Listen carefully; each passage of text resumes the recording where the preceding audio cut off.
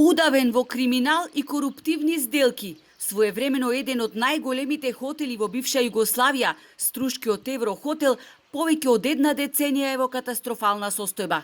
Крајно небезбеден и запоставуван, системски се уништувал објектот изграден во 80-тите години од минатиот век. Оштетен кров, неисправни лифтови кои 6 години не биле сервисирани, уништена и дотраена електрична инсталација која буквално секој момент можела да се запали и да вивне во воздух целиот објект. Се само дел од проблемите со кои се соочило новото раководство на хотелот.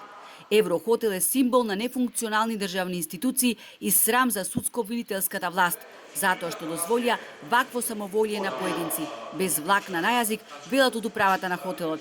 Наназад години и години се информирани и МВР, и јавно обвинителство, и државен правобранител, и влада на Република Македонија, и различни агенции, инспекторати и така натаму, пазарни инспекторати, технички инспекторати и еден куп други државни институции, буквално од некоја причина предметите застаруваат, се чуваат во фиока, се случува сериозен криминал. Хотелот има 325 апартмани. Дел од нив своевремено биле во собственост на разни државни институции и компании, кои во еден долг децениски период почнале да ги продаваат. И од тогаш трае голготата на 70 собственици кои ги купиле апартманите, но не извадиле имотен лист. Злоупотребувајќи ја нивната неажурност, одредени лица ги обивале апартманите, менувале брави и нелегално ги издавале. Оштетените кои претежно се српски државјани поднели и кривични пријави.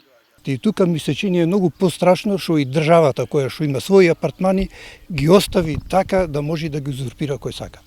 Сега годинава гледам Министерство за финансии веќе превзете некои мерки, меѓутоа мислам дека судовите повеќе ги штитат узурбаторите него собствениците вистински.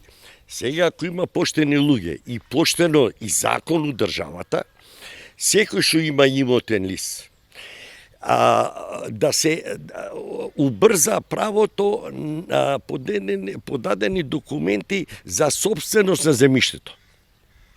Секој со имотен лист што има поднесено во општината, 10 години од тогаш поминато и повеќе, се уште тоа не е решено. И додека трае оваа имотно-правна голгота за земјиштето, новата управа полека го санира објектот, но тој се уште е далеку од функционален. Одговорност ставилат има име и презиме. Пред лицето на правдата мора да застанат сите кои го урнисаа и приграбија дел од Еврохотел.